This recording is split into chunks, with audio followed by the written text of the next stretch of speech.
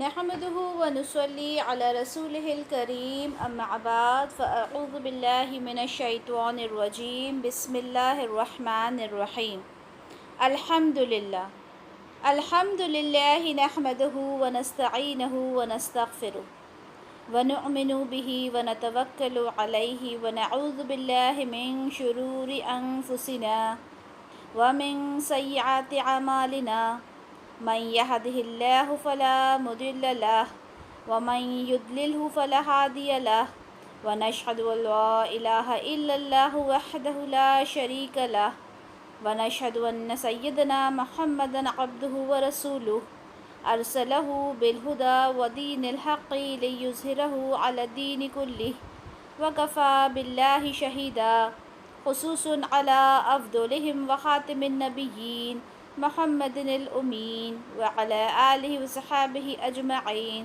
فصلى الله عليه وسلم تسليما كثيرا أما بعد رب اشرح لي صدري ويسر لي أمري واحلل عقدة من لساني يفقهوا قولي ربي زدني علما۔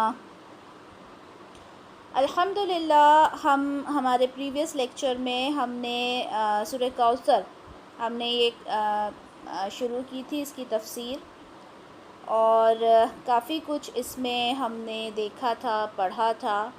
ہم نے رسول اللہ صلی اللہ علیہ وسلم کے بارے میں دیکھا کہ کس طرح سے ان کے جو بیٹے تھے، ٹھیک ہے، وہ کم عمر میں ہی فوت ہو گئے تھے، جس کی وجہ سے آپ صلی اللہ علیہ وسلم بہت زیادہ غمگین ہو گئے تھے، اور جو ان کے دشمن تھے انہوں نے اس میں اور زیادہ مزید اضافہ کیا ان کے اس تکلیف میں، ان کو طعنے کیا کرتے تھے، ٹھیک ہے، انہیں ٹونٹ کیا کرتے تھے کہ آپ صلی اللہ علیہ وسلم اب کیا ہے، ابتر ہو گئے ہیں، یعنی ان کا کوئی اب نام لیوا نہیں رہا، جس پر اللہ تعالیٰ نے یہ سورہ نازل کی، اور اللہ تعالیٰ نے انہیں بتایا کہ ہم آپ کو کوثر عطا کر رہے ہیں۔ کوثر کا مطلب ہوتا ہے خیر کثیر، اور خیر کثیر کا مطلب ہوتا ہے بہت زیادہ تعداد میں، بہت زیادہ کوانٹٹی میں خیر دینا۔ تو رسول اللہ صلی اللہ علیہ وسلم کو اللہ تعالیٰ نے دنیا میں بھی خیر دی، ٹھیک ہے، ہم جانتے ہیں کہ رسول اللہ صلی اللہ علیہ وسلم کو اس دنیا سے گئے ہوئے تقریباً 1450 سال ہو گئے، لیکن اس کے باوجود ان کا نام لینے والا آپ کو دنیا کے ہر کونے میں ملے گا، ان پہ درود اور سلام بھیجنے والے دنیا میں سب سے زیادہ ہیں، ان سے محبت کرنے والے دنیا میں سب سے زیادہ ہیں، ٹھیک ہے، اور اسی طرح سے یہ تو دنیا کی ان کی خیر ہو گئی، ٹھیک ہے، اور اسی طرح سے جنت میں جو ان کے لیے خیر ہے، جو کوثر ہے، وہ حوض کوثر ہے، جہاں کا پانی انسان جب ایک بار پی لے گا تو وہ کبھی پیاسا نہیں ہوگا۔ اس کے بارے میں ہم نے دیکھا، اس کی خوبصورتی کے بارے میں ہم نے احادیث کے تھرو ہم نے دیکھا کہ کتنی خوبصورت وہ نہر ہے، موتی ہے وہاں پر، اور سونے چاندی یاقوت، اور اس کی خوشبو وغیرہ کے سب کے بارے میں ہم نے دیکھا۔ تو یہاں پر اللہ تعالیٰ نے فرمایا کہ آپ بالکل بھی غمگین نہ ہوں، آپ بالکل بھی پریشان نہ ہوں، کیونکہ ہم نے آپ کو کوثر عطا کیا۔ کوثر کو ہم نے بہت ڈیپلی ہم نے اسٹڈی کیا، ہم نے سمجھا۔ آج انشاءاللہ ہم سورہ کوثر کی آیت نمبر 2 دیکھیں گے۔ فَصَلِّ لِرَبِّكَ وَانْحَرْ، فَصَلِّ بس نماز پڑھو، صلاح کہتے ہیں نا نماز کو، فا یعنی ہوتا ہے بس، سو، ایس او سو انگلش میں جو ہم کہتے ہیں، بس نماز پڑھو، لی یعنی کے لیے، ٹھیک ہے، کے لیے، فور، اور ربی یعنی رب، اور کا یعنی آپ کا، تو آپ کے رب کے لیے ہم یا کہہ سکتے ہیں اپنے رب کے لیے، نماز پڑھیں اپنے رب کے لیے۔ ونحر کہتے ہیں قربانی کو، ٹھیک ہے، نحر کرنا کہتے ہیں، بیسیکلی اونٹ کی قربانی کو نحر کہا جاتا ہے، نحر کرنا، ٹھیک ہے، تو ونحر اور قربانی کرو۔ تو یہاں پر کیا کہا گیا کہ بس آپ اپنے رب کے لیے نماز پڑھیں اور قربانی کریں، یعنی اللہ کے لیے ہی نماز پڑھنا ہے، اللہ کے لیے ہی آپ نے قربانی کرنا ہے۔ آپ مطلب آپ صلی اللہ علیہ وسلم سے مخاطب ہو کر یہاں پر کہا جا رہا ہے۔ اب دیکھیں اگر ہم اسے پریویس آیت سے ملاتے ہیں تو کیا ہوتا ہے کہ اللہ تعالیٰ نے جب رسول اللہ صلی اللہ علیہ وسلم کو خیر کثیر سے نواز دیا، یعنی انہیں خیر کثیر عطا کی، یعنی دنیا میں بھی اور آخرت میں بھی، تو اب آگے اللہ تعالیٰ یہ بتا رہے ہیں کہ اب آپ نے شکر کیسے ادا کرنا ہے۔ یعنی اللہ تعالیٰ نے جو ایک گفٹ رسول اللہ صلی اللہ علیہ وسلم کو دیا، اس کو تھینکس کیسے کرنا ہے، اس کو شکر ادا کیسے کرنا ہے، وہ بھی اللہ تعالیٰ نے خود ہی بتا دیا کہ آپ نے کیا کرنا ہے۔ اب آپ نے نماز پڑھنا ہے۔ تو دیکھیں یہ تو رسول اللہ صلی اللہ علیہ وسلم کو بتایا گیا، ٹھیک ہے، لیکن اگر ہم یہ دیکھیں کہ انسان کو جب بھی کوئی دنیا میں خوشی ملتی ہے اللہ کی طرف سے، تو انسان کو اللہ کی طرف رجوع کرنا ہے۔ رجوع یعنی لوٹنا، اللہ کی طرف ہی لوٹ کر جانا ہے، اور اللہ تعالیٰ کو اس کا گریٹیٹیوڈ کیسے ادا کرنا ہے، اس اللہ تعالیٰ کے آگے جھک جانا ہے، ٹھیک ہے۔ نماز کیا ہوتا ہے؟ ایک عبادت کا ایک ذریعہ ہوتا ہے کہ اللہ تعالیٰ کے سامنے وہ انسان جھک جائے، ٹھیک ہے، کہ اللہ تو ہی ہے یہ کرنے والا، تیرے سوا کوئی ذات نہیں جو یہ کام کر سکے۔ اگر میری زندگی کے اندر کوئی کامیابی آئی ہے تو اللہ وہ تیری وجہ سے آئی ہے، اور اللہ تعالیٰ کے سامنے میں ہر طرح سے جھک جاؤں، ٹھیک ہے۔ اور اس کے بعد کیا کہا؟ وَانْحَرْ، اور قربانی کیجیے۔ اچھا یہاں پر دیکھیں کہ اتنا کچھ ہو رہا تھا، تو آپ نے ان ساری چیزوں سے توجہ ہٹا دینی ہے، ٹھیک ہے۔ لوگ آپ کے لیے کچھ بھی کہہ رہے تھے، آپ کو تکلیفیں دے رہے تھے، آپ کو ایذا پہنچا رہے تھے، آپ نے ان سب سے اپنا دماغ ہٹانا ہے، اور آپ نے بس صرف اور صرف اللہ تعالیٰ کے لیے، اس کی عبادت کے لیے اپنے آپ کو سرنڈر کر دینا ہے۔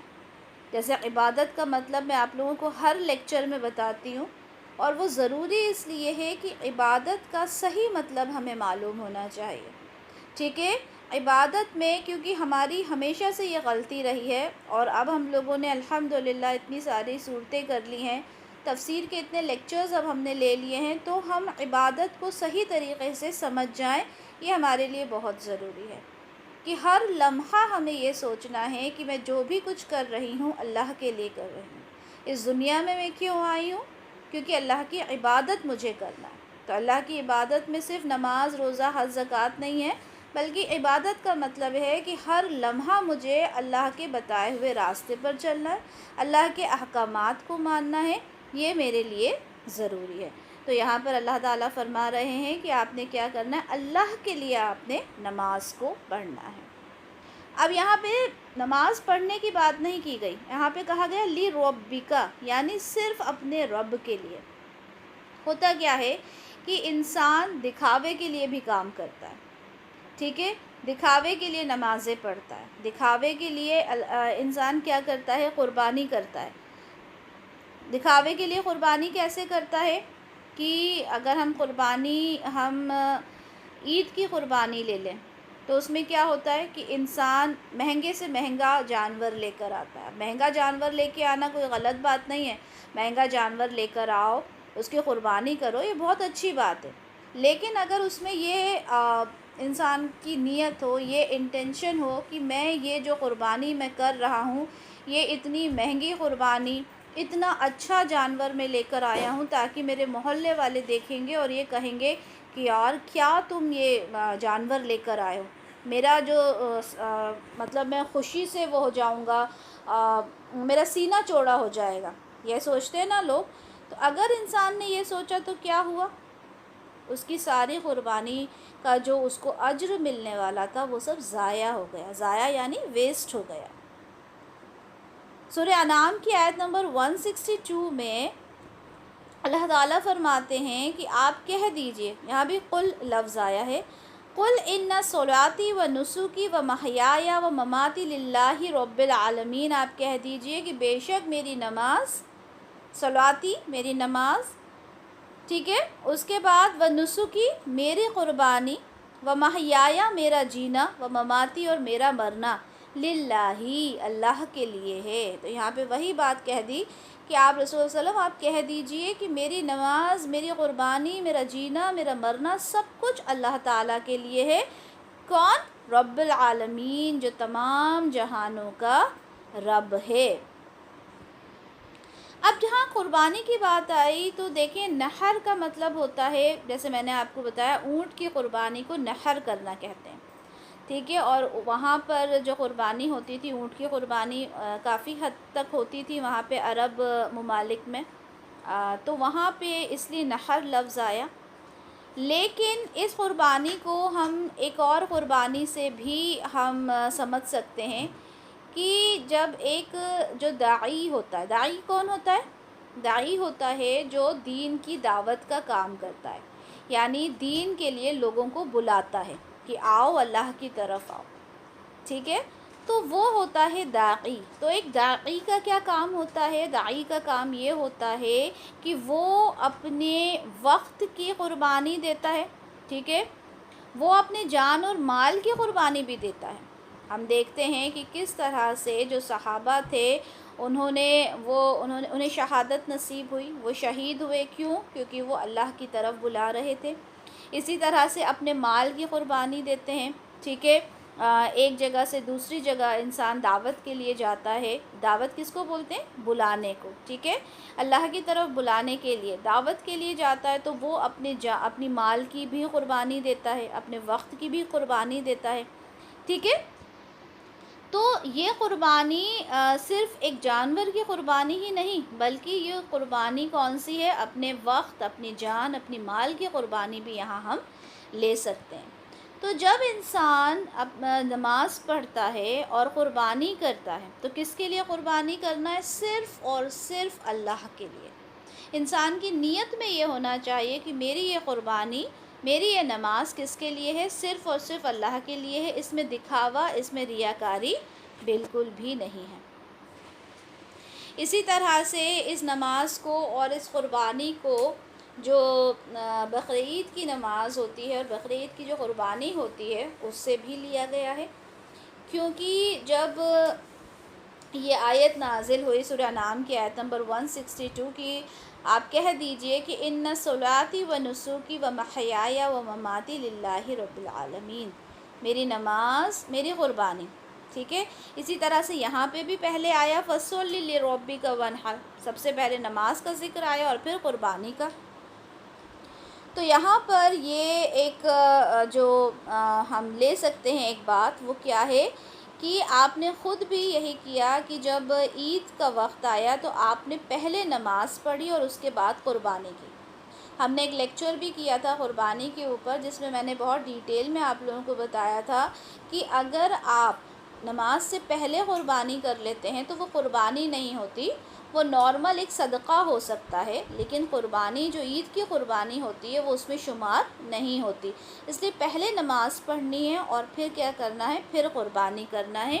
یہی چیز ہم سورہ انعام کی آیت 162 میں اور سورہ کوثر کی آیت نمبر 2 میں ہم یہ دیکھتے ہیں کہ پہلے نماز اور پھر اس کے بعد قربانی کرنا ہے، ٹھیک ہے۔ سورہ کوثر کی تفسیر میں یہ چیز نہیں آتی بقرعید والی بات، لیکن یہاں پہ مفسرین نے اس چیز کو بھی اس سے کوریلیٹ کیا ہے کہ پہلے نماز اور پھر اس کے بعد قربانی۔ تو یہاں پر اللہ تعالیٰ نے آیت نمبر 2 میں رسول اللہ صلی اللہ علیہ وسلم کو طریقہ بتا دیا کہ آپ نے اپنے اللہ کا شکر کس طرح سے کرنا ہے، کہ آپ نے سب سے پہلے تو کیا کرنا ہے؟ اللہ کے سامنے اپنے آپ کو سرنڈر کر دینا ہے، اس کے آگے جھک جانا ہے۔ کیسے جھکنا ہے؟ جب آپ نماز پڑھیں گے اور اللہ کے لیے آپ نے قربانی کرنا ہے۔ آیت نمبر 3 دیکھتے ہیں، ان شانئک ھو الابتر، ان یعنی بے شک، ٹھیک ہے، without any doubt, certainly, indeed, ان۔ شانئہ کا مطلب ہوتا ہے دشمن اور کا مطلب ہوتا ہے آپ کا، ٹھیک ہے۔ تو ان شانئک، بے شک آپ کا دشمن، ہوا کا مطلب ہوتا ہے وہ، ٹھیک ہے، ہی، انگلش میں ہم کہتے ہیں نا ہی، ہوا کا مطلب ہوتا ہے وہ، الابتر، ابتر کہتے ہیں دم کٹا ہوا، ٹھیک ہے، دم کٹا ہوا، نامراد، بہت سارے اس کے میننگ ہے۔ تو یہاں پر اللہ تعالیٰ کہہ رہے ہیں کہ بے شک آپ کا دشمن، آپ کا دشمن یعنی رسول اللہ صلی اللہ علیہ وسلم کو تسلی دے رہے ہیں کہ بے شک آپ کا ہی دشمن وہی ہے جو کہ ابتر ہے۔ اب ابتر کیا ہوتا ہے؟ ابتر نامراد آدمی ہوتا ہے جو کہ وسائل سے محروم ہو جاتا ہے. وسائل سے محروم یعنی اس کے پاس کچھ نہ ہو، ٹھیک ہے، خالی ہاتھ انسان، وہ ابتر کہلاتا ہے. جس کے لیے کوئی خیر، کوئی بھلائی اس دنیا میں نہ بچی ہو، مایوس جس کو ہم بولتے ہیں، بالکل نامراد ہو گیا وہ، اس کا کوئی نہیں ہے، اس کو ابتر کہا جاتا ہے.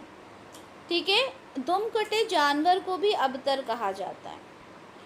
جس کی ساری امیدیں کٹ گئیں، اب کوئی امید نہیں بچی، نا امید انسان کو ابتر کہا جاتا ہے. جو انسان اپنے قبیلے سے، اپنے لوگوں سے دور ہو گیا، اس کو بھی ابتر کہا جاتا ہے، کیونکہ اس کا کوئی نام لیوا نہیں رہتا. ایسے انسان کو بھی ابتر کہا جاتا ہے جس کی کوئی اولاد نرینہ، ٹھیک ہے، نہ بچی ہو، کیونکہ اب اس کا کوئی نام لینے والا آگے نہیں بچا، اب وہ ساری چیزوں سے کٹ کر رہ گیا، یعنی وہ جائے گا اس دنیا سے، اب اس کا کوئی نام لینے والا نہیں ہوگا کیونکہ اس کا کوئی بیٹا نہیں ہے، اسے بھی ابتر کہا جاتا ہے. تو نعوذ باللہ جو رسول اللہ صلی اللہ علیہ وسلم کے دشمن تھے، وہ آپ صلی اللہ علیہ وسلم کو معاذ اللہ ابتر کے نام سے پکارتے تھے کہ اب ان کا کوئی نہیں ہے اس دنیا میں ان کا نام لینے والا. تو یہاں پر اللہ تعالیٰ نے فرما دیا کہ بے شک، ٹھیک ہے، بے شک کہہ کے اللہ تعالیٰ کہہ رہے ہیں کہ جو دشمن ہے، آپ کا جو دشمن ہے وہی ابتر ہے. اور یہ صرف ایک بد دعا نہیں تھی اللہ کی طرف سے، بلکہ یہ ایک پیشن گوئی تھی. پیشن گوئی کس کو بولتے ہیں؟ فیوچر کو کہتے ہیں.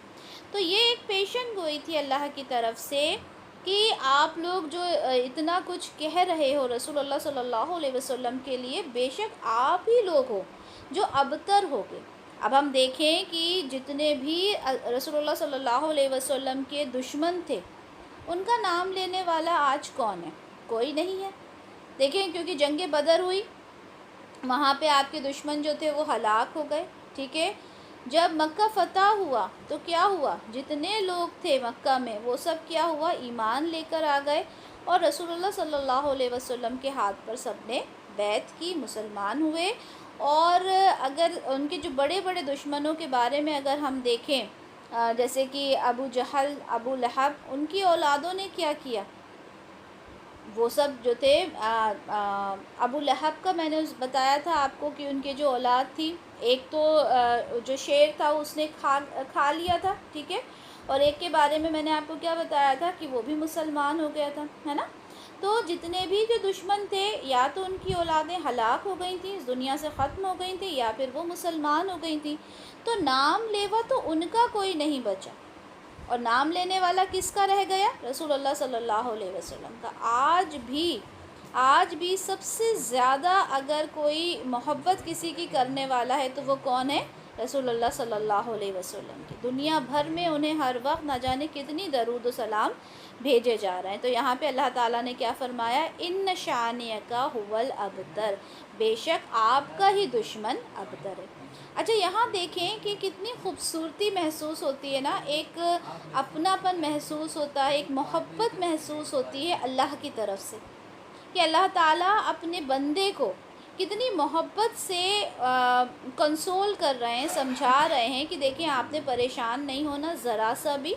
ٹھیک ہے. یہاں پر ان کو خیر کثیر عطا کی، ٹھیک ہے، کوثر کے بارے میں بتایا، پھر ان سے کہا آپ پریشان نہ ہوں، آپ کا دشمن ہی ابتر ہوگا. تو اس طرح سے رسول اللہ صلی اللہ علیہ وسلم کو اللہ تعالیٰ نے کنسول کیا، اور یہ ایک جگہ نہیں، پورے قرآن میں ہم کئی جگہ اس چیز کو انشاءاللہ دیکھیں گے. تو یہاں پر الحمدللہ سورہ کوثر ہماری کمپلیٹ ہوتی ہے، اور اس کے بعد ہم سورہ ماعون پڑھیں گے. اچھا یہ بتائیں، سورہ ماعون قرآن کی کون سی سورہ ہے؟ کون سے نمبر کی سورہ ہے؟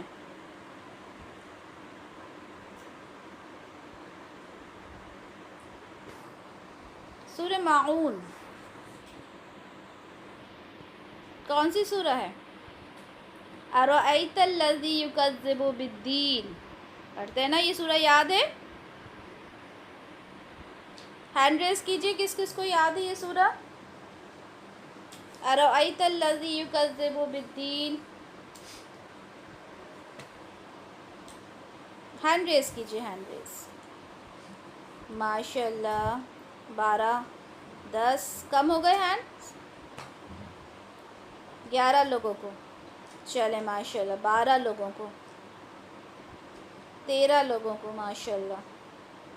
چلیں بہت اچھی بات ہے. انشاءاللہ ہم تھوڑے ہی دنوں میں ہم نے جو حفظ کا گروپ بنایا ہے اس میں آپ لوگوں کو یہ صورتیں بھی حفظ کروائیں گے. ٹھیک ہے انشاءاللہ. 12-13 لوگوں کو یاد ہے، باقی لوگوں کو بھی انشاءاللہ ہم یہ سورہ جو ہے وہ یاد کریں گے، تاکہ جب ہم نماز پڑھیں تو ہمیں زیادہ سے زیادہ صورتیں ہوں جو یاد ہونا چاہیے. چلیں آج جو سورہ ہم کریں گے انشاءاللہ وہ ہے سورہ معون. اور معون کا مطلب ہوتا ہے کہ جو چھوٹی چھوٹی چیزیں ہوتی ہیں استعمال کرنے والی، ٹھیک ہے، اسے کہتے ہیں معون. عام ضرورت کی جو چیزیں ہوتی ہیں وہ معون کہلاتی ہیں. تو دیکھتے ہیں ہم یہ سورہ کا نام جو ہے وہ معون کیوں رکھا گیا. سب سے پہلے ہم ورڈ ٹو ورڈ ٹرانسلیشن دیکھ لیتے ہیں انشاءاللہ. بسم اللہ الرحمن الرحیم. ارأیت الذی یکذب بالدین. آ کا مطلب ہوتا ہے اگر جب آ پہلے آتا ہے اور اگر وہ ورڈ سے الگ ہوتا ہے. ٹھیک ہے، ابھی آپ لوگوں کو سمجھ میں نہیں آئے گا کہ ارأیت الذی میں آ جو ہے وہ الگ ہے. گرامر جب پڑھیں گے تو انشاءاللہ سمجھ میں آئے گا. آ کا مطلب ہوتا ہے کیا. ٹھیک ہے، یہ کوسچن ہے، لیکن قرآن کے اندر کوسچن مارک نہیں ہوتا. ٹھیک ہے، صرف آیتیں ہوتی ہیں تو ہمیں سمجھنا پڑتا ہے. آ کا مطلب ہوتا ہے کیا. ٹھیک ہے، رأیتا کا مطلب ہوتا ہے تم نے دیکھا، کیا تم نے دیکھا. الذی وہ جو، الذی کہا جاتا ہے وہ جو. ٹھیک ہے، کیا تم نے دیکھا وہ جو. یکذب وہ جھٹلاتا ہے. یکذب وہ جھٹلاتا ہے. کیا تم نے دیکھا وہ جو جھٹلاتا ہے. بالدین. دین کیا ہوتا ہے میں نے پہلے بھی بتایا تھا آپ لوگوں کو. یوم الدین کیا ہوتا ہے. دین، دین کہتے ہیں جزا اور سزا کو. ٹھیک ہے، جزا اور سزا کے دن کو دین کہا جاتا ہے. یکذب بالدین یعنی جو جھٹلاتا ہے جزا اور سزا کو. جزا اور سزا کا دن کون سا ہوگا.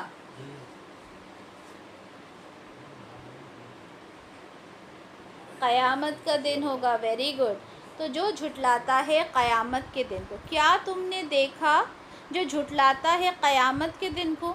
اب کون ہے جو قیامت کے دن کو جھٹلاتا ہے. کیا اللہ نہ کرے کہ ہم اس میں شامل ہیں. کیا ہمارے اندر ایسی کوئی کیریکٹرسٹک ہے، ایسی کوئی صفت ہے جو قیامت کے دن کو جھٹلانے والی ہے. کیونکہ اگر ہم نے قیامت کو جھٹلایا تو ہمارا ایمان پکا نہیں ہے. تو آگے دیکھتے ہیں. ٹھیک ہے، انشاءاللہ ہم اس کی پوری تفسیر دیکھیں گے. ابھی ورڈ ٹو ورڈ ٹرانسلیشن دیکھ رہے ہیں. فَذَلِكَ الَّذِي يَدْعُ الْيَتِيمَ. فا یعنی سو، ایس او سو. ٹھیک ہے، ذالکا یعنی وہ، دیٹ کے لیے یوز کرتے ہیں ہم. ٹھیک ہے، دیٹ THAT دیٹ. فَذَلِكَ سو وہی ہے. الَّذِي جو. ٹھیک ہے، الَّذِي جو ابھی ہم نے پہلے بھی دیکھا. فَذَلِكَ الَّذِي سو یہی ہے وہ. یدعو جو دھکے دیتا ہے. الیتیم یتیم کو، جو یتیم کو دھکے دیتا ہے. یعنی جو یتیم کی پرورش نہیں کرتا، جو یتیم اگر اس کے پاس آئے تو اسے دھکے دے دیتا ہے، اس کو دھتکارتا ہے، اس کو بری طرح سے بات کرتا ہے، وہ کون ہے. وہ آخرت کو جھٹلانے والا ہے. انشاءاللہ تفسیر ہم اچھے سے دیکھیں گے. آیت نمبر 3 ہے وَلَا يَحُدُّ عَلَىٰ طَعَامِ الْمِسْكِينِ. ولا اور نہیں، یحد وہ رغبت دلاتا، وہ تلقین کرتا. کیا مطلب ہوتا ہے رغبت دلانا یا تلقین کرنا. یعنی اس کو کہتا نہیں ہے، اس کو آگے سے بولتا نہیں ہے کہ تم نے یہ کام کرنا ہے. ٹھیک ہے، کیا کام کرنے کے لیے نہیں بولتا. یعنی خود تو کرتا ہی نہیں ہے، آگے سے بھی کرنے کو نہیں بولتا. اردو میں اس کو بولتے ہیں تلقین کرنا، رغبت دلانا. یعنی اس کو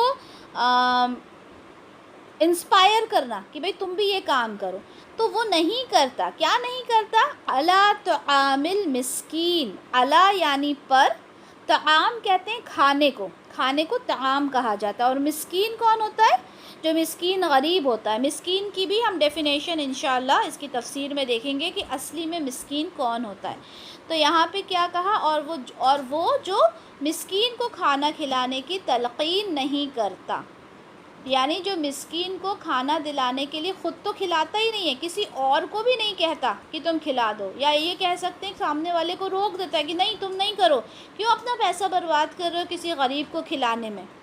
ٹھیک ہے، تو یہ دو کیریکٹرسٹک کس کی ہو گئی؟ آخرت کو جھٹلانے والے کی. پہلا کون؟ جو یتیم کو دھکے دیتا ہے. دوسرا کون؟ جو مسکین کو کھانا کھلانے کی تلقین نہیں کرتا، یعنی خود تو کھلاتا ہی نہیں ہے، دوسروں کو بھی منع کرتا ہے. فویل للمصلین، فا یعنی بس، ویل کہتے ہیں بربادی کو. ٹھیک ہے، خرابی، بربادی. تو بس خرابی ہے کس کے لیے؟ للمصلین، نماز پڑھنے والوں کے لیے. اب جب ہم نے صرف اس آیت کا ترجمہ دیکھا تو بھئی بربادی ہے نماز پڑھنے والوں کے لیے. تو نماز پڑھنے والوں کے لیے کیسے بربادی ہو سکتی ہے؟ نماز تو کامیابی ہے. ٹھیک ہے، جنت کی کنجی ہے. تو پھر نماز کیسے بربادی ہو سکتی ہے؟ اس کے لیے ہمیں اگلی آیت دیکھنا پڑے گی. الذین هم عن صلاتهم ساہون. الذین، وہ جو، ٹھیک ہے، ہم بہت بار دیکھ چکے، اب یاد ہو جانا چاہیے. الذین کا مطلب وہ جو، ہم کا مطلب ہوتا ہے وہ. ٹھیک ہے، ہم نے ہوا کیا تھا، ہوا کا مطلب ہوتا ہے ہم، اور ہم کا مطلب ہوتا ہے دے، یعنی وہ سب، پلورل ہوتا ہے ہم. ٹھیک ہے، وہ جو ان صلاتہم، اپنی نمازوں سے. ان کا مطلب ہوتا ہے سے، صلاح یعنی نماز، اور ہم یعنی وہ سب، یعنی ان سب کی نمازوں، جو اپنی نمازوں سے ساہون، غافل ہیں. تو اللہ تعالیٰ نے کیا کہا آیت نمبر 4 میں کہ خرابی ہے، بربادی ہے ان نماز پڑھنے والوں کے لیے، ان نمازیوں کے لیے. کن کے لیے؟ الذین ہم، وہ جو عن صلاتہم ساہون، اپنی نمازوں سے غافل ہیں. ٹھیک ہے، انشاءاللہ تفسیر میں ہم دیکھیں گے کہ نماز میں غافل ہونے کا مطلب کیا ہوتا ہے. تو یہاں پہ ایک اور کیریکٹرسٹک بیان کر دی گئی کہ آخرت کو جھٹلانے والا کون ہے؟ جو اپنی نمازوں سے غافل ہے. الذین ہم یراؤون. الذین، وہ جو، ہم یعنی وہ لوگ. ٹھیک ہے، پلورل کے لیے استعمال ہوتا ہے، زیادہ لوگوں کے لیے استعمال ہوتا ہے. الذین ہم، وہ جو یراؤون، دکھاوا کرتے ہیں. آپ لوگوں نے لفظ سنا ہوگا ریاکاری، دکھاوا کرنا. ٹھیک ہے، تو وہ لوگ جو دکھاوا کرتے ہیں. اب دیکھیں، دکھاوا نماز میں بھی ہوتا ہے، دکھاوا عبادات میں بھی ہوتا ہے، دکھاوا صدقہ میں بھی ہوتا ہے. ٹھیک ہے، صدقہ کر رہے ہیں اور سوشل میڈیا پر اس کے جو پکس ہیں وہ اپلوڈ کرتے ہیں، تو وہ ریاکاری نہیں ہوئی؟ دکھانے کے لیے کہ میں نے اتنا صدقہ کیا. تو کیا وہ اللہ کے یہاں مقبول ہوگا، قبول ہوگا؟ ہرگز نہیں. تو یہاں پر کیا کہا گیا کہ وہ لوگ جو دکھاوا کرتے ہیں، یراؤون، دکھاوا کرتے ہیں. ٹھیک ہے، تو اب یہاں پر ایک اور کیریکٹرسٹک بیان کر دی گئی کہ آخرت کو جھٹلانے والے کون ہیں؟ جو دکھاوا کرتے ہیں. وَيَمْنَعُونَ الْمَاعُونَ، ماعون جو اس سورہ کا نام ہے، ماعون. وَيَمْنَعُونَ، جو روکتے ہیں. وا کا مطلب اور، یمنعون کا مطلب جو روکتے ہیں. روکتے ہیں یعنی نہیں دیتے، ہاتھ کو روک لیتے ہیں، جو نہیں دیتے. کیا نہیں دیتے؟ الماعون. الماعون کیا ہوتا ہے؟ عام ضرورت کی چیزیں. جو عام ضرورت کی چھوٹی چھوٹی چیزیں دوسروں کو دینے سے منع کرتے ہیں، وہ بھی آخرت کو جھٹلانے والے ہیں. کیا ہوتی ہیں عام ضرورت کی چھوٹی چھوٹی چیزیں؟ جیسے کسی نے آپ کے گھر پہ آ کے نمک مانگا، کسی کا نمک ختم ہو گیا اور اس نے نمک مانگا. شکر ختم ہو گئی، شکر مانگی. ٹھیک ہے، چھوٹی چھوٹی چیزیں جو مانگتے ہیں. کوئی گیسٹ آنے والے ہیں، کسی نے کہا کہ آپ کے گھر میں ڈنر سیٹ کی نئی پلیٹس ہیں، وہ دے دیجئے. ٹھیک ہے، بہت ساری چیزیں ہیں جو نیبرز ایک دوسرے سے مانگ لیتے ہیں. تو وہ چھوٹی چھوٹی چیزوں کو ماعون کہا جاتا ہے. تو یہاں پر کیا کہا گیا؟ جو ماعون کا انکار کرتے ہیں، ان چیزوں کو دینے سے منع کر دیتے ہیں. کیونکہ آج کل ہماری سوسائٹی میں کیا ہو گیا ہے، اگر کوئی، پہلے تو اتنا نہیں ہوتا تھا، لیکن ابھی تو یہ بہت ہو گیا ہے کہ ابھی اگر کوئی مانگنے آ جاتا ہے تو ہم کہتے ہیں کہ ارے یہ ہم سے کیوں مانگنے آ گئے. یہاں پہ اللہ تعالیٰ فرما رہے ہیں کہ جو عام استعمال کی چیزوں کو دینے سے انکار کرتے ہیں، وہ آخرت کا انکار کرنے والے ہیں. اللہ ہم سب کو معاف فرمائے، اور ہم جو کچھ پڑھتے ہیں اللہ تعالیٰ اس پر ہمیں عمل کرنے والا بنائے. آمین یا رب العالمین. تو یہاں پر ہم دیکھتے ہیں کہ یہ جو پوری سورہ ہے، اس پوری سورہ کا جو کانسیپٹ ہے، جو تھیم ہے، ٹھیک ہے، جو مضمون ہے، وہ کیا ہے کہ یہاں پر یہ بتایا گیا کہ آخرت کو جھٹلانے والا انسان کون ہے۔ تو یہاں پر 5 کیریکٹرسٹکس ڈیفائن کی گئی ہیں، 5 صفات بیان کی گئی ہیں۔ صفات کس کو بولتے ہیں؟ کیریکٹرسٹک کو۔ 5 صفات بیان کی گئی ہیں کہ کون ہے جو آخرت کو جھٹلانے والا ہے۔ نمبر 1 جو یتیم کو دھکے دیتا ہے، نمبر 2 جو مسکین کو کھانے کی تلقین نہیں کرتا، یعنی دوسروں کو بھی نہیں کہتا کہ کھلاؤ، جو اپنی نمازوں سے غافل ہیں، چوتھا جو دکھاوا کرتے ہیں، اور نمبر 5 جو عام مانگنے والی چیزیں بھی کسی کو نہیں دیتے۔ اللہ اکبر۔ تو یہاں پر دیکھیں، یہاں پر کیا کہا گیا آیت نمبر 1 میں، ارأیت الذی، تا جو جہاں پہ اینڈ میں تا آتا ہے اس کا مطلب ہوتا ہے آپ، ٹھیک ہے، کا آتا ہے یا تا آتا ہے نا، اس کا مطلب ہوتا ہے آپ۔ تو یہاں پر اللہ تعالیٰ مخاطب کس سے ہو رہے ہیں؟ جیسے قل میں رسول اللہ سے مخاطب ہوتے ہیں، یہاں پر بھی رسول اللہ صلی اللہ علیہ وسلم سے ہی مخاطب ہو رہے ہیں، لیکن ان کے تھرو دنیا کے تمام انسانوں کو، قیامت تک کے لوگوں کو یہ کہا جا رہا ہے، کیا آپ نے دیکھا اس انسان کو جو جزا اور سزا کے دن کو جھٹلاتا ہے؟ ٹھیک ہے، اب ہم دیکھو کیا آپ نے دیکھا، رأیتا کا مطلب ہوتا ہے دیکھا، لیکن اگر ہم اس دیکھنے کو آنکھوں سے لیں تو ایک تو ہوتا ہے کہ اپنی آنکھوں سے دیکھنا، اور دوسرا میننگ دیکھنے کا ہوتا ہے غور کرنا۔ کیا آپ نے غور کیا؟ کئی بار ہم کہتے ہیں کیا آپ نے دیکھا، تو ہم اس دیکھنے سے کیا مراد لیتے ہیں؟ اس دیکھنے سے ہم یہ کہتے ہیں کہ کیا آپ نے غور کیا، کیا آپ نے سوچا اس بارے میں؟ تو یہاں پر یہ دونوں ہی مطلب ہیں۔ دیکھنے سے مطلب ہے کہ آپ نے غور کیا، آپ نے اس چیز کے اوپر تھوڑا سا بھی توجہ دی، ٹھیک ہے۔ اللہ تعالیٰ کہہ رہے ہیں کیا آپ نے دیکھا، جو کیا کرتا ہے؟ جھٹلاتا ہے بالدین۔ تو الدین جو ہوتا ہے، دین کہا جاتا ہے، دین ایک تو ہم کہتے ہیں مذہب کو، ٹھیک ہے، نارمل زبان میں، لیکن دین ہوتا ہے جزا اور سزا، اور جزا اور سزا کا دن قیامت کا دن ہوتا ہے، ٹھیک ہے۔ تو دین جب آتا ہے تو اس کا میننگ جزا اور سزا ہوتا ہے۔ جزا اور سزا کا مطلب کیا ہوتا ہے؟ سزا یعنی پنشمنٹ ہوتا ہے، اور جزا اس کا ریوارڈ ہوتا ہے۔ تو یعنی آپ جو بھی کچھ کرتے ہو، اللہ تعالیٰ یا تو اس کا آپ کو ریوارڈ دے گا، یا پھر اللہ تعالیٰ اس کی آپ کو سزا دے گا، ٹھیک ہے۔ تو اللہ تعالیٰ سے ہماری دعا ہے کہ اللہ تعالیٰ ہمیں اپنے ان بندوں میں شمار کرے جن کو اللہ تعالیٰ جزا دے، جن کو اللہ تعالیٰ ریوارڈ دے، جن سے اللہ تعالیٰ خوش ہو جائے، نہ کہ ان لوگوں میں شمار کرے جن سے اللہ تعالیٰ ناراض ہوں، جن کو اللہ تعالیٰ جن سے غصہ ہوں، ٹھیک ہے۔ تو یہاں پر کہا کہ کیا آپ نے اس شخص کو دیکھا جو جزا اور سزا کے دن کو جھٹلاتا ہے، یعنی جو آخرت کا انکار کرتا ہے؟ کون ہے وہ؟ فَذَلِكَ الَّذِي يَدْعُ الْيَتِيمَ۔ يَدْعُ الْيَتِيمَ کا مطلب ہوتا ہے کہ جو یتیم کو دھکے دیتا ہے، ٹھیک ہے، یدعو یعنی دھکا دینے والا، دھکا دیتا ہے، ٹھیک ہے۔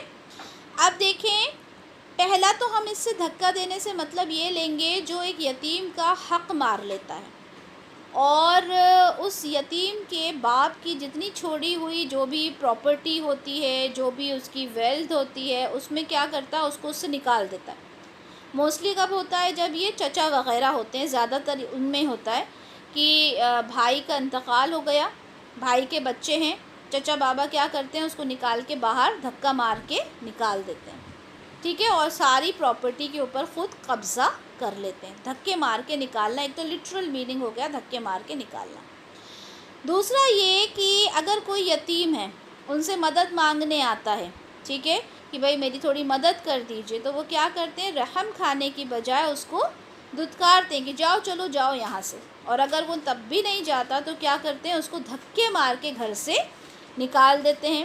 یہ بھی مطلب ہوا، اور ایک مطلب یہ بھی ہوا کہ وہ اس یتیم پر اتنا ظلم ڈھاتے ہیں، ٹھیک ہے، کہ اتنا ظلم ڈھاتے ہیں کہ اسے اپنے گھر میں تو رکھ لیتے ہیں، ٹھیک ہے، اپنے گھر میں تو رکھ لیتے ہیں، لیکن اس کو دنیا جہان کی پریشانیاں اس کو دیتے ہیں، گھر کے سارے کام اس کو کرواتے ہیں، اس کو وقت پہ کھانا نہیں دیتے، جو اس کو بیسک اس کی ضرورتیں ہیں وہ بھی پوری نہیں کرتے، ٹھیک ہے، تو یہ وہ ہیں جو یتیم کو دھکا دیتے ہیں. اب دھکا دینے سے لٹرل دھکا دینا بھی ہو سکتا ہے، پش کرنا جس کو ہم کہتے ہیں، اور دھکا دینے سے مطلب یہ بھی ہو سکتا ہے کہ اس کو بہت ہی بری طریقے سے اس کے ساتھ بیہیو کیا جائے. اور یہاں پر کیا کہا گیا؟ یدعو الیتیم، جو کہ یتیم کو دھکے دیتا ہے. ایسا نہیں کہ کبھی کارے ایسا کیا، نہیں، بلکہ اس کی عادت میں شمار ہے.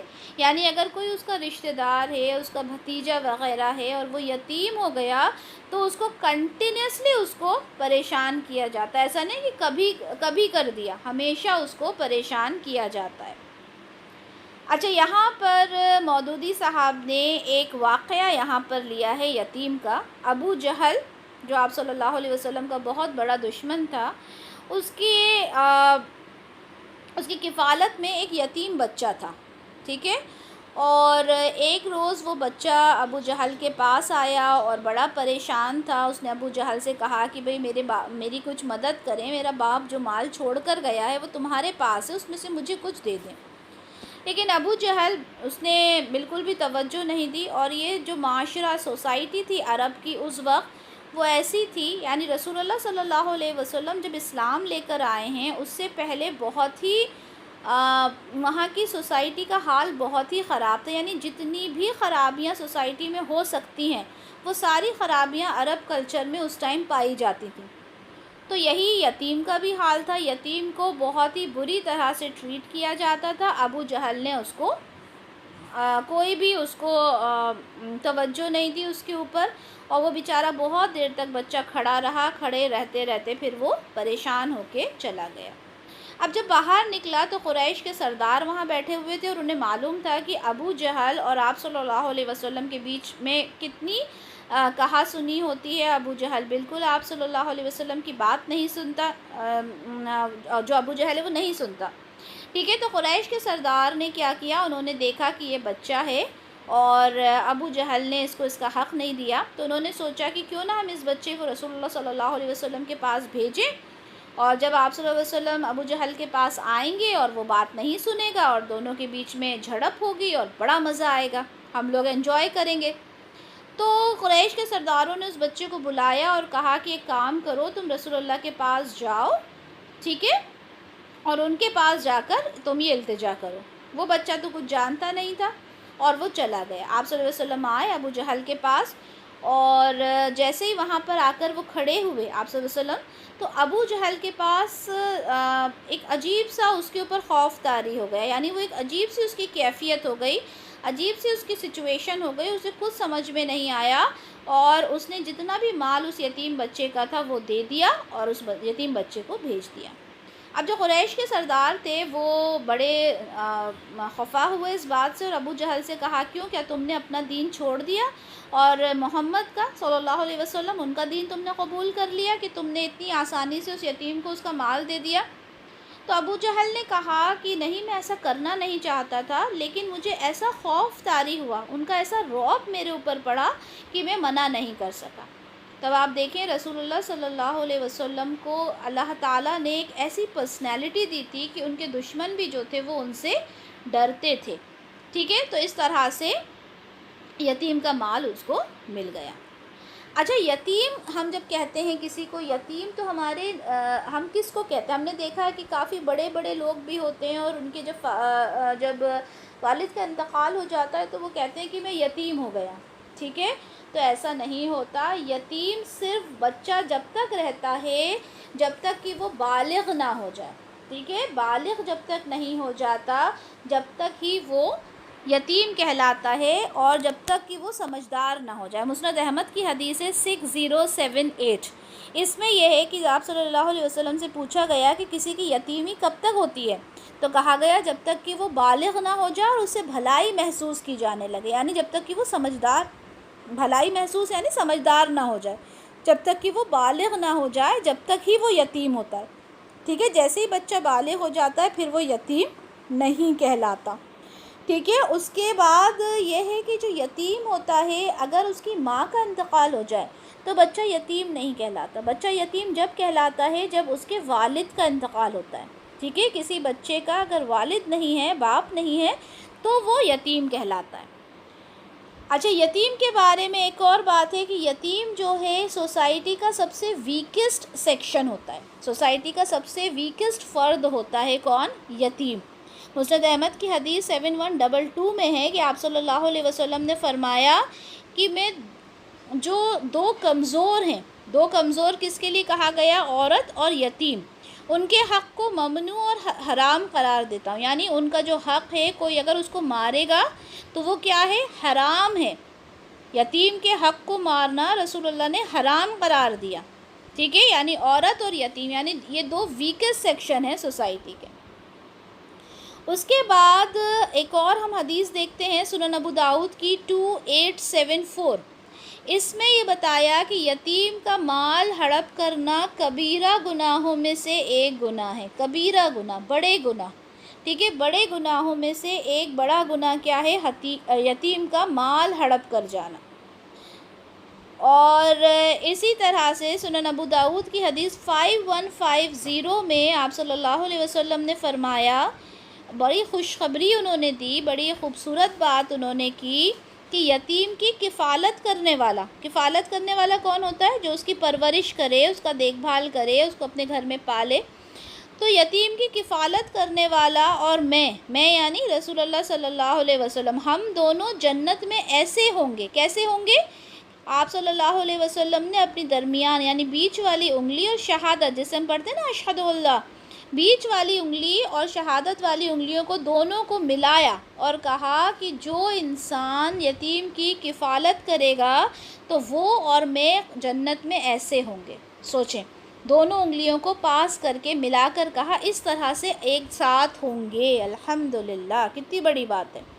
اسی طرح سے سلسلۃ الصحیحہ کی حدیث 1988، اس میں بھی رسول اللہ نے فرمایا کہ جس شخص نے اپنا یتیم یعنی اپنا رشتہ دار، ٹھیک ہے، بھتیجا، بھانجا، کوئی بھی ہو سکتا ہے، بھائی، اپنا یتیم یا غیر کا یتیم، غیر کا یعنی کسی اور کا بچہ، اپنا یتیم یا کسی غیر کے یتیم کی دیکھ بھال کی، ٹھیک ہے، اس کی پرورش کی، اس کی دیکھ بھال کی، تو اللہ تعالیٰ کیا کریں گے؟ اس کے لیے جنت واجب کر دیں گے۔ سبحان اللہ، اس کے لیے جنت واجب ہو جائے گی، ٹھیک ہے۔ اور بہت ساری احادیث ہیں یتیم کے اوپر، ہم دیکھتے ہیں قرآن میں بھی اللہ تعالیٰ نے یتیم کے لیے بہت کچھ کہا ہے۔ سورہ بقرہ کی آیت نمبر 83 میں اللہ تعالیٰ نے بنی اسرائیل سے عہد لیا، یہ صرف مسلمانوں کے لیے نہیں، یعنی مسلمانوں سے پہلے جو بنی اسرائیل تھے، بنی اسرائیل کون ہوتے ہیں؟ جو یہودی ہوتے ہیں، ٹھیک ہے، جیوز جن کو ہم بولتے ہیں، ظاہر سی بات ہے وہ اہل کتاب ہیں، ان کو بھی اللہ تعالیٰ نے کتاب دی تھی، ٹھیک ہے، اور وہ بھی اللہ کو ماننے والے ہیں۔ تو ان کو اللہ تعالیٰ نے ان سے ایک عہد لیا تھا۔ عہد کس کو بولتے ہیں؟ وعدہ لینا، ٹھیک ہے، ایک پرومس۔ ان سے بھی ایک عہد لیا تھا جس کے اندر یہ تھا کہ وہ یتیموں کے ساتھ اچھا سلوک کریں گے۔ بہت سارے عہد ہیں اس میں، جس میں ایک عہد یہ بھی ہے کہ یتیموں کے ساتھ اچھا سلوک کریں گے۔ اسی طرح سورہ بقرہ کی آیت نمبر 215 میں بھی ہے کہ لوگوں نے جب آپ صلی اللہ علیہ وسلم سے پوچھا کہ ہم کیا مال خرچ کریں، تو جس میں مال خرچ کرنے میں کہا گیا کہ یتیموں کے لیے مال خرچ کرو، یعنی یتیم کو مال دو، یعنی انسان کے مال پر، جو مال وہ کماتا ہے اس پر یتیم کا بھی حق ہے، یتیم کو وہ مال دو۔ اسی طرح سورہ بقرہ کی آیت نمبر 220 میں ہے کہ دنیا اور آخرت کے بارے میں غور و فکر کرو، اور جب لوگ آپ سے یتیم کے بارے میں سوال کریں، اللہ تعالیٰ کہہ رہے ہیں آپ صلی اللہ علیہ وسلم سے کہ لوگ جب آپ سے یتیم کے بارے میں سوال کریں تو آپ بتائیں کہ ان کی خیر خواہی کرنا بہتر ہے۔ خیر خواہی یعنی ان کے ساتھ اچھا سلوک کرنا، ان کے لیے اچھا بولنا، اچھا کرنا، اچھی پرورش کرنا، ان کے لیے اچھا ان کے ساتھ بیہیو کرنا، یہ سب کیا ہے؟ تمہارے لیے بہتر ہے۔ تو یہ تو ہو گیا یتیم کے بارے میں کہ یتیم کی اتنی امپورٹنس اللہ تعالیٰ نے قرآن میں بتائی، احادیث کے تھرو ہمیں بتا دیا گیا۔ آیت نمبر 3 دیکھتے ہیں، وَلَا يَحُضُّ عَلَىٰ طَعَامِ الْمِسْكِينِ، اور وہ رغبت نہیں دلاتا مسکین کے کھانے پر، ٹھیک ہے۔ اس کے بعد نیکسٹ کیریکٹرسٹک بتائی ہے جو مسکین کو کھانا کھلانے پر تلقین نہیں کرتا، یعنی دوسروں کو نہیں کہتا، خود تو کرتا ہی نہیں ہے، دوسروں سے بھی نہیں کہتا، منع کر دیتا ہے، ان کا ہاتھ روک دیتا ہے کہ بھئی تم کیوں مسکین کو کھانا کھلا رہے ہو؟ اگر تم مسکین کو اس طرح سے کھانا کھلاؤ گے تو تمہارے خود کے کھانے میں کمی آ جائے گی۔ اس طرح کی باتیں اس کو سمجھا کے دوسرے کو بھی وہ روک دیتا ہے۔ جبکہ مسکین کے بارے میں ہمیں بہت ساری احادیث ملتی ہیں، ہمیں قرآن میں تذکرہ ملتا ہے کہ مسکین کو کبھی بھی اپنے گھر سے خالی ہاتھ نہیں بھیجنا۔ اگر آپ کے دروازے پر کوئی مسکین آتا ہے تو آپ نے اس کو ضرور کچھ نہ کچھ دینا۔ سنن ترمذی کی حدیث 665 میں ہے کہ ایک صحابی نے کہا کہ یا رسول اللہ، میرے دروازے پہ کوئی مسکین آتا اور میرے گھر میں تو کچھ بھی نہیں ہوتا، کیونکہ یہ وہ دور تھا جب یہ جو صحابی تھے اپنا سب کچھ چھوڑنے کو تیار ہو گئے تھے اسلام کی خاطر۔ اب ان کے پاس خود کے کھانے کے لیے کچھ نہیں ہوتا تھا، تو اب انہوں نے کہا میرے دروازے پر جب کوئی مسکین آتا ہے تو میں کیا کروں، میرے پاس تو کچھ بھی نہیں ہوتا۔ تو آپ صلی اللہ علیہ وسلم نے فرمایا اگر اسے دینے کے لیے تمہیں کوئی جلی ہوئی کھر ہی مل جائے تو وہی دے دو۔ کیا مطلب ہوا؟ یعنی کچھ بھی ہو تمہارے پاس وہ دے دو۔ جلی ہوئی کھر مطلب جو ہارس وغیرہ ہوتے ہیں ان کے جو پیر میں جو وہ کھر لگی ہوتی ہے، اگر وہ بھی تم جلی ہوئی بھی دے دو، اس سے مراد یہ نہیں کہ جلی ہوئی کھر ہی اٹھا کے دے دو، اس سے مراد یہ ہے، اس سے مطلب یہ ہے کہ کچھ بھی جو بھی تم دے سکتے ہو وہ ضرور دو۔ جیسے آج کے زمانے میں ہم کہہ سکتے ہیں کسی کے پاس ایک کا کوئن بھی ہے اگر، تو وہ بھی وہ انسان کو دے دے، لیکن اسے خالی ہاتھ نہ بھیجے۔ اچھا، اب سوال بہت سو کو تو معلوم ہوگا، بہت سو کے دماغ میں سوال آ رہا ہوگا مسکین ہوتا کون ہے؟ ٹھیک ہے، مسکین کون ہوتا ہے؟ تو ایک سمپل اگر زبان میں کہیں تو مسکین سے آپ کو یہ سمجھ میں آتا ہے کہ جو بہت غریب ہے، ٹھیک ہے، جو مانگنے والا ہے، ٹھیک ہے، جو ہاتھ پھیلا کر مانگتا ہے وہ مسکین ہوتا ہے، ٹھیک ہے۔ یہ ہمارے ذہن میں ایک جو امیج آئی وہ یہی آئی کہ مسکین کا مطلب ہوتا ہے جو مانگتا ہے۔ لیکن دیکھیں مسکین صرف وہی نہیں ہوتا، مسکین کون ہوتا ہے وہ دیکھتے ہیں۔ آپ صلی اللہ علیہ وسلم نے سنن نسائی کی 2572 میں فرمایا کہ مسکین وہ نہیں ہے جو ایک کھجور، دو کھجوریں، ایک لقمہ، دو لقمہ لے اور واپس چلا جائے، یعنی آپ نے کسی کو ایک کھجور دے دیا، ایک پیسہ دیا، وہ لیا اور لے کے چلا گیا، وہ مسکین نہیں ہوتا۔ کون ہوتا ہے پھر مسکین؟ مسکین وہ ہوتا ہے جو حاجت مند ہونے کے باوجود، حاجت مند یعنی جس کو کوئی حاجت ہو، جس کو کوئی ضرورت ہو، اس کے باوجود وہ مانگنے سے پرہیز کرے، اس کے بعد بھی وہ مانگتا نہیں۔ کون ہوتا ہے وہ انسان ایسے ہوتے ہیں کہ جس کو کچھ ضرورت ہے، غریب ایسے لوگ ہوتے ہیں، ہم اپنے آس پاس دیکھیں، ہمارے رشتہ داروں میں ایسے کئی لوگ ہوتے ہیں جو بہت غریب ہوتے ہیں، جنہیں 2 وقت کی روٹی میسر نہیں ہوتی کھانے کو، لیکن وہ کسی کے آگے ہاتھ نہیں پھیلاتے، ٹھیک ہے۔ ان کے اندر اتنی حیا موجود ہوتی ہے، اتنی شرم و حیا ان کے اندر ہوتی ہے کہ وہ بھوکے رہنا پسند کرتے ہیں لیکن ہاتھ نہیں پھیلاتے کسی کے سامنے، ٹھیک ہے۔ تو وہ ہوتا ہے مسکین۔ آگے فرمایا رسول اللہ صلی اللہ علیہ وسلم نے، تم چاہو تو یہ آیت پڑھ لو، لا یسألون الناس الحافا، صدقات کے مستحق وہ لوگ ہیں جو مانگتے وقت لوگوں کے گلے نہیں پڑ جاتے۔ گلے نہیں پڑ جاتے مطلب کیا؟ آج بھی اگر ہم دیکھتے ہیں کہ ہم کہیں مارکیٹ جاتے ہیں یا ہم جو سگنل لائٹ ہوتی ہے وہاں کھڑے ہوتے ہیں تو کیا ہوتا ہے، لوگ مانگنے آ جاتے ہیں اور آپ کو اتنا زیادہ پریشان کرتے ہیں کہ آپ سمجھ نہیں پاتے کہ کیا کریں، ٹھیک ہے۔ تو یہاں پہ رسول اللہ کہہ رہے ہیں کہ صدقات کے مستحق وہ لوگ نہیں ہوتے جو آپ کے بالکل گلے پڑ جاتے ہیں، بلکہ وہ لوگ ہوتے ہیں جو اپنے گھر میں بیٹھے ہیں، غریب ہیں لیکن مانگ نہیں سکتے۔ اسی لیے اس طرح کے لوگوں کو ڈھونڈنا چاہیے جو غریب ہیں لیکن وہ کسی کے سامنے ہاتھ نہیں پھیلاتے، اور سب سے بیسٹ آپ کو ایسے لوگ آپ کے نیبرہڈ میں ملیں گے، آپ کے رشتہ داروں میں آپ کو اس طرح کے لوگ ملیں گے جو ہاتھ نہیں پھیلاتے۔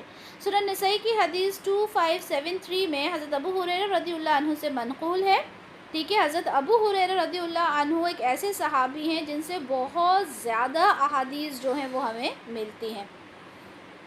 آپ صلی اللہ علیہ وسلم نے فرمایا، یہ گھومنے پھرنے والا شخص مسکین نہیں ہوتا جسے 1 یا 2 لقمے دے دیے، 1-2 کھجور دے کے پلٹا دیا۔ یہ سوال ہمارے ذہن میں بہت آتا ہے نا کہ ہم مارکیٹ میں ہوتے ہیں یا کہیں جاتے ہیں تو ہمارے پیچھے لوگ لگ جاتے ہیں، کہ ہمیں دے دو کچھ، ٹھیک ہے، اور بہت زیادہ ہمیں پریشان کرتے ہیں۔ تو یہاں پہ رسول اللہ کیا کہہ رہے ہیں، یہ گھومنے پھرنے والا شخص مسکین نہیں ہوتا جسے ایک دو لقمے دے دیا یا کھجوریں دے کر پلٹا دیا۔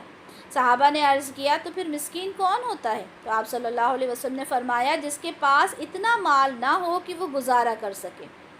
اچھا، یہ والا بھی سوال آتا ہے میرے پاس کہ ہمارے کچھ رشتہ دار ہیں، ان کا خود کا گھر ہے، ٹھیک ہے، آنے جانے کے لیے ان کے پاس بائک بھی ہے، لیکن ان کے پاس اتنا نہیں ہے کہ وہ سکون کا 2 وقت کا کھانا کھا سکیں، ٹھیک ہے، تو وہ کس کیٹیگری میں آئیں گے؟ تو وہ مسکین کی کیٹیگری میں ہی آتے ہیں، کیونکہ ظاہر سی بات ہے کہ اگر ان کا گھر ہے تو وہ گھر بیچ تو نہیں دیں گے، اور ایک ہی گھر ہے، مان لیں کہ کرایہ دار بھی نہیں رکھ سکتے، ایک ہی روم کا گھر ہے ان کا، یا 2 رومز کا یا 3 رومز کا گھر ہے جس میں وہ خود رہتے ہیں، ان کے بچے رہتے ہیں، تو اب اس گھر کو بیچ تو نہیں دیں گے نا، وہ اسی گھر میں رہیں گے، لیکن اتنا نہیں ہے ان کے پاس کہ وہ اپنا گزارا کر سکیں، تو وہ بھی مسکین میں ہی آئے گا۔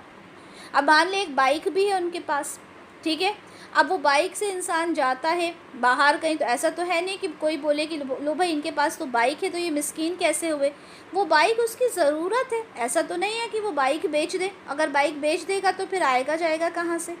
تو مسکین کون ہوتا ہے؟ جس کے پاس اتنا مال نہ ہو کہ وہ گزارا کر سکے، اور نہ اس کے فقر کی کسی کو پتہ چلے، یعنی اس کی غریبی کا کسی کو پتہ نہ چلے، یعنی وہ اپنی غریبی کے بارے میں کسی کو بتاتا نہ ہو کہ اس پر صدقہ کیا جائے، اور نہ وہ خود کھڑا ہو کر لوگوں سے مانگتا ہے۔ کتنا خوبصورت اللہ کے رسول نے پورا ایکسپلینیشن دے دیا کہ مسکین کون ہوتا ہے۔ وہ بتاتا نہیں ہے کہ میں غریب ہوں، وہ کسی سے مانگتا نہیں ہے، اور اس کو دیکھ کر آپ کو لگتا نہیں ہے کہ اس کو صدقہ دیا جائے یا نہ دیا جائے، لیکن مسکین وہ ہوتا ہے جو بہت زیادہ ضرورت مند ہوتا ہے، حاجت مند ہوتا ہے۔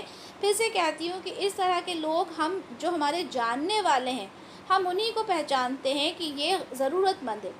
ہو سکتا ہے کہ ہمارے مائکے میں کوئی ہوتا ہے، ہمارے سسرال میں، ہمارے رشتہ داروں کے رشتہ دار میں، یا ہمارے سگے رشتہ داروں میں بھی کئی بار ایسے لوگ ہوتے ہیں جو بہت ضرورت مند ہوتے ہیں، لیکن وہ کبھی بھی جتاتے نہیں ہیں، ٹھیک ہے، لیکن ان کے گھر کے حالات تو ہمیں پتہ ہوتے ہیں، تو وہ انسان مسکین ہوتا ہے، ٹھیک ہے۔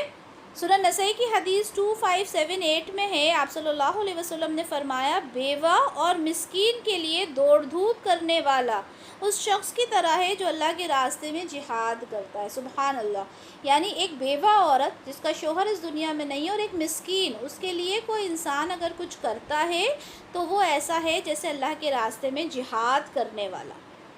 تو یہاں پر 2 ہم نے کیریکٹرسٹک پڑھی، ایک تو وہ جو یتیم کو دھکا دیتا ہے، دوسرا وہ جو مسکین کو کھانا نہیں دیتا اور کھانے کی تلقین بھی نہیں کرتا، یعنی دوسرے کو بھی نہیں دینے دیتا۔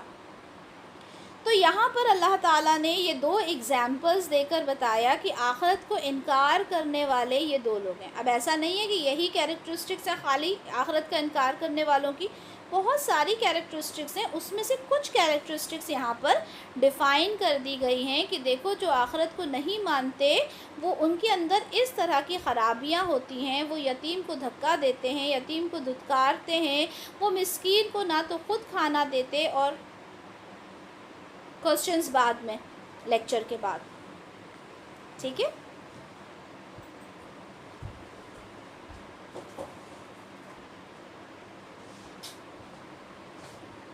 لیکچر کے بعد میں آپ کو جواب دیتی ہوں، کیونکہ لیکچر ہو جائے، ریکارڈنگ بند کرتے ہیں، پھر انشاءاللہ سوال جواب لے لیں گے ہم، ٹھیک ہے۔ تو وہ لوگ جو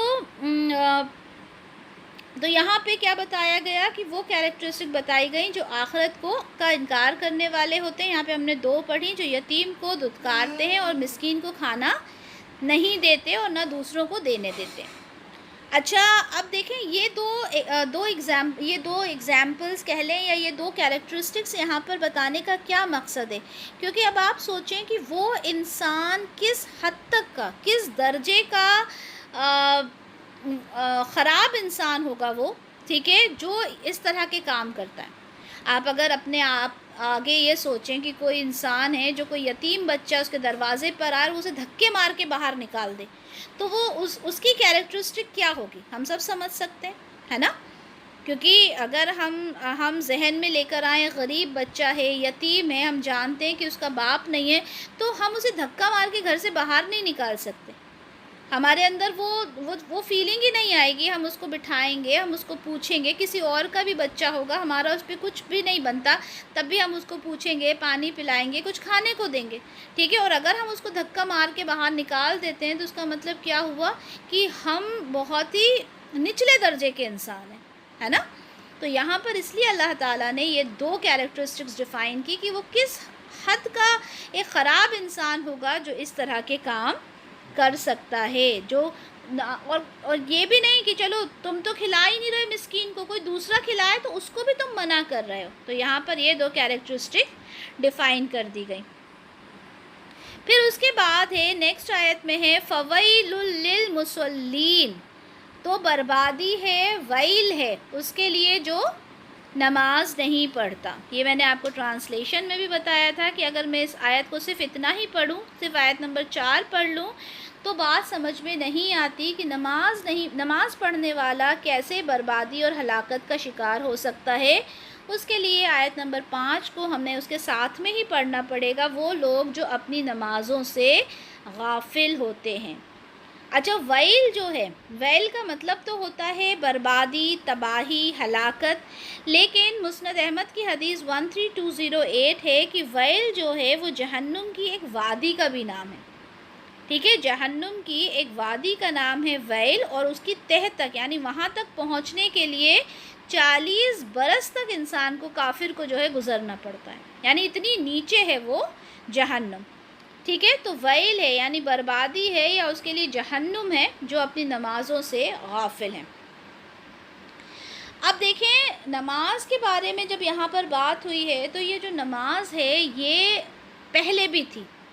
آپ صلی اللہ علیہ وسلم کو جو 5 نمازیں ملی تھی جب وہ معراج کے لیے گئے تھے, تو وہ تو 5 فرض نمازیں ہیں جو ہم لوگ پڑھتے ہیں, اور رسول اللہ صلی اللہ علیہ وسلم نے اس کا طریقہ بھی بتا دیا. آپ صلی اللہ علیہ وسلم نے فرمایا صلو کما رأیتمونی اصلی, جس طرح سے میں نماز پڑھتا ہوں اسی طرح سے تم نماز پڑھو. یعنی آپ صلی اللہ علیہ وسلم نے نماز کا طریقہ ہمیں بتا دیا کہ اس طرح سے تم نے نماز کو پڑھنا ہے.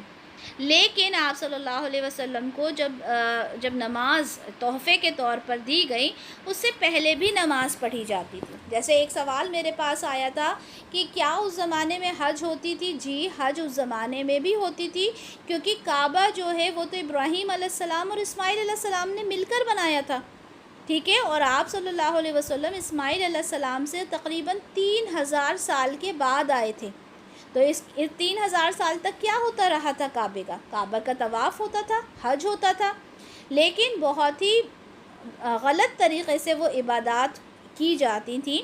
میں نے پہلے بھی آپ لوگوں کو یہ بات بتائی تھی, جو قریش کے لوگ تھے, جو قریش تھے, وہ لوگ اللہ تعالیٰ کو ضرور مانتے تھے. انہیں معلوم تھا کہ ایک رب ہے جو اللہ ہے, وہ مانتے تھے. لیکن انہوں نے کیا کیا تھا؟ انہیں باقی معبودوں کی طرح نعوذ باللہ ایک معبود سمجھ لیا تھا, ٹھیک ہے. شرک کرنا شروع کر دیا تھا, جو بت تھی وہ بنا کے رکھے ہوئے تھے. اچھا, بت پر میرے پاس ایک سوال آیا تھا کہ لات, منات, عزیٰ, تو یہ میں نے فرشتوں کا نام بتایا, تو ایسا نہیں ہے, ہرگز نہیں ہے. لات, منات, عزیٰ جو تھے یہ بتوں کے نام تھے جو قریش نے بنا کے رکھے ہوئے تھے, ٹھیک ہے. اور وہ یہ کہا کرتے تھے کہ یہ جو لات, منات, عزیٰ ہیں یہ جو ہیں, یہ جو بت ہیں, ٹھیک ہے, جو ان کے شیاطین تھے, جو انہوں نے بڑے بڑے بت بنا کے رکھے تھے جن کی وہ پوجا کرتے تھے, ان کا یہ کہنا تھا, ان لوگوں کا یہ کہنا تھا, ان مشرکین کا یہ کہنا تھا کہ یہ جو بت ہیں یہ نعوذ باللہ یہ اللہ تعالیٰ کی بیٹیاں ہیں اور یہ فرشتے ہیں, ٹھیک ہے. ہمارا یہ ماننا بالکل بھی نہیں ہے, معاذ اللہ. اللہ تعالیٰ کی نہ کوئی اولاد ہے, ٹھیک ہے, نہ کوئی بیٹا ہے, نہ کوئی بیٹی ہے. فرشتے اللہ تعالیٰ کی اللہ تعالیٰ نے ان کو بنایا ہے, ٹھیک ہے. جس طرح سے اللہ تعالیٰ نے ہمیں بنایا ہے, ہماری تخلیق کی ہے, اللہ تعالیٰ نے اسی طرح سے فرشتوں کی بھی تخلیق کی ہے, ٹھیک ہے. تو یہ لات, منات, عزیٰ, یہ جو قریش تھے, یہ جو مشرکین مکہ تھے, وہ ان کی عبادت کیا کرتے تھے اور ان کو یہ نام دیا تھا. خیر, تو اب وہ ان کی جو عبادت ہوتی تھی اس میں وہ کیا کرتے تھے؟ نمازیں بھی پڑھا کرتے تھے. سورہ انفال کی آیت نمبر 35 میں ہے, اور بیت اللہ کے پاس ان کی نماز سیٹیاں بجانے اور تالیاں پیٹنے کے سوا کچھ نہیں تھی. یعنی کس طرح نماز پڑھتے تھے؟ وہ سیٹیاں بجاتے تھے اور تالیاں پیٹتے تھے. اب وہ کس طرح کی نماز ہوتی ہوگی واللہ عالم، کیا کرتے ہوں گے واللہ عالم، لیکن وہ سیٹیاں بجاتے تھے، تالیاں پیٹتے تھے اور اسے وہ اپنا نماز کا نام دیا کرتے تھے. اسی طرح سے اگر ہم دیکھیں کہ طواف کس طرح کرتے تھے، وہ طواف کو یہ مانا کرتے تھے کہ جو کپڑے اتار کے، بنا کپڑوں کے جو طواف کرے گا وہ سب سے بیسٹ طواف مانا جاتا تھا، کیونکہ وہ کپڑے جو ہوتے تھے ان کے وہ بھی پاک نہیں ہوتے تھے اور ان کو بھی اتار کے طواف کیا جائے گا. یعنی مرد اور عورت دونوں بنا کپڑوں کے کعبہ کا طواف کیا کرتے تھے. تو اتنی مطلب کہنے کو تو وہ حج تھا، کہنے کو تو وہ طواف تھا، کہنے کو تو وہ نمازیں تھیں، لیکن ان کی جو شکلیں تھیں وہ پوری طرح سے بگڑ چکی تھیں. اسی طرح سے یہاں پر کیا فرمایا گیا ہے کہ جو اپنی نماز سے غافل ہیں. اب ہم یہ دیکھیں کہ آج اگر ہم دیکھیں، یہ تو ہم نے بتا دیا کہ ان کی جو ظاہری شکل تھی نماز کی وہ کیسی تھی، لیکن اگر آج ہم دیکھیں تو ہماری نمازوں کی جو اصل روح ہے وہ ہم سے پوری طرح سے نکل چکی ہے. نماز میں نمازی نماز پڑھتا تو ہے، لیکن وہ خشوع، وہ خضوع، وہ جو جذبہ نماز کا، جو احساس نماز کا ہونا چاہیے وہ پوری طرح سے ختم ہو گیا. جب نماز پڑھتے ہیں تو انسان کہتا ہے ایاک نعبد و ایاک نستعین، اللہ میں تیری ہی عبادت کرتا ہوں، میں تجھ سے ہی مدد چاہتا ہوں. لیکن ہم جب نماز پڑھتے ہیں تو ہمیں پتہ بھی نہیں چلتا کہ ہم نے ایاک نعبد و ایاک نستعین کب پڑھا اور کب پڑھ کر ہم آگے نکل گئے. ہمیں یہ احساس بھی نہیں ہوتا کہ میں اللہ کے سامنے کھڑی ہو رہی ہوں. اگر ہم دنیا میں کسی انسان کے سامنے کھڑے ہوتے ہیں، کوئی ایک آفیسر ہے، کوئی ایک ہائی رینک کا آفیسر ہے، اگر ہمیں اس کے پاس جانا ہوتا ہے تو ہم بہت ادب کے ساتھ اس کے سامنے کھڑے ہوتے ہیں، لیکن بہت افسوس کی بات ہے کہ جب ہم اللہ کے سامنے کھڑے ہوتے ہیں تو ہمیں احساس بھی نہیں ہوتا. اچھا، اب یہاں پہ غفلت کا میننگ ایک لیا جا سکتا ہے کہ کیا ہم نماز پڑھتے میں بھول گئے، ہم نماز پڑھ رہے تھے، ہم بھول گئے، ہم نے 2 رکعت پڑھی، 3 رکعت پڑھی، یا ہم کوئی سورہ بھول گئے، یا کچھ بھی اگر ہم بھول گئے تو کیا اسے غفلت کہیں گے؟ نہیں، اسے غفلت نہیں کہتے، وہ تو بھول چوک ہے. ٹھیک ہے، اور اس کے لیے سجدہ سہو بھی ہے جس کے بارے میں ہم نے لیکچر بھی بہت اچھے سے کیا تھا. تو کچھ بھول جانا وہ غفلت نہیں ہوتا. غفلت کیا ہوتا ہے؟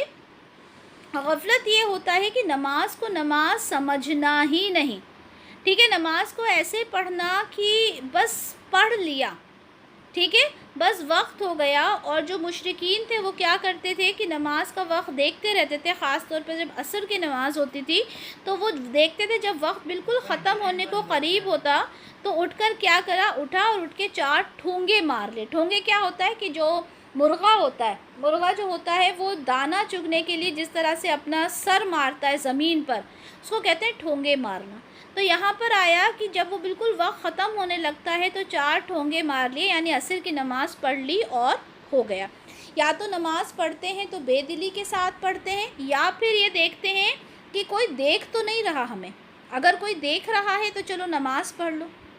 اللہ معاف کرے، ایسا بھی ہوتا ہے کہ بہت سے لوگ جب کسی کے گھر جاتے ہیں تو دیکھتے ہیں کہ اچھا یہاں پہ نماز پڑھنا اب تو ضروری ہو گیا، اب یہ ہمیں کیا جواب دیں گے، تو کیا کرتے ہیں، دکھانے کے لیے وہ نماز پڑھ لیتے ہیں.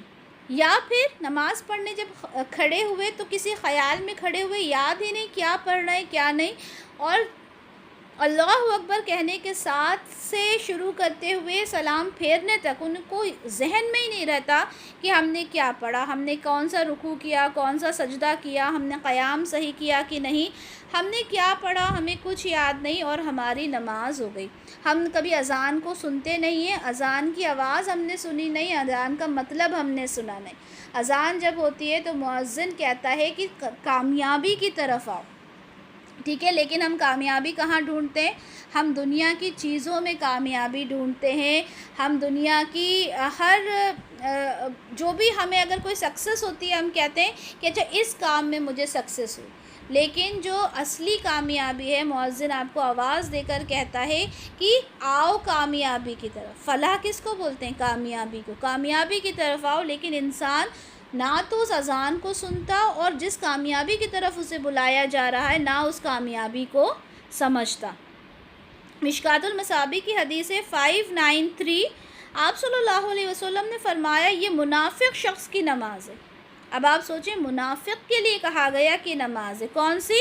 جو بیٹھ کر سورج کا انتظار کرتا ہے حتیٰ کہ جب وہ زرد اور شیطان کے سینگوں کے درمیان پہنچنے کے قریب ہو جاتا ہے تو وہ کھڑا ہو کر 4 ٹھونگے مارتا ہے۔ جب بالکل غروب کا وقت آتا ہے، جب سورج ڈوبنے والا ہوتا ہے تو شیطان کیا کرتا ہے؟ اس کے درمیان کھڑا ہو جاتا ہے، یعنی سورج کے آگے کھڑا ہو جاتا ہے اور ایسے کھڑا ہو جاتا ہے کہ اس کا جو منہ ہوتا ہے وہ سورج کے بالکل قریب ہوتا ہے اور اس کے سینگ جو ہوتے ہیں وہ سینگوں کے درمیان جو ہوتا ہے وہ سورج آ جاتا ہے، اور وہ بڑا خوش ہوتا ہے اور کہتا ہے کہ دیکھو اب مجھے کون سجدہ کرتا ہے۔ یعنی غروب کے وقت اگر انسان سجدہ کرتا ہے تو وہ سجدہ کس کے لیے ہوتا ہے؟ اللہ معاف فرمائے، شیطان کی طرف وہ سجدہ ہوتا ہے۔ تو جب بالکل سورج ڈوبنے لگتا ہے تو انسان سوچتا ہے کہ ارے بھائی اب تو بالکل وقت جا رہا ہے، چلو نماز پڑھ لیتا ہوں۔ تو یہ منافق کی نماز ہوتی ہے اور وہ 4 ٹھونگے مارتا ہے اور اللہ تعالیٰ کا بہت ہی کم ذکر کرتا ہے، کیونکہ ظاہر ہے فٹافٹ نماز پڑھے گا تو اللہ کا ذکر کہاں کر سکتا ہے۔ تو یہاں پر دیکھیں، اسے کہتے ہیں نماز سے غافل ہو جانا۔ اب نماز میں کچھ بھول جانا ایک الگ بات ہے، لیکن نماز کو پورے شروع سے لے کے آخر تک نماز پہ توجہ ہی نہ دینا، وہ ہوتا ہے نماز سے غافل ہو جانا، اور اسی انسان کے لیے کہا گیا کہ وہ اپنی نمازوں سے غافل ہیں۔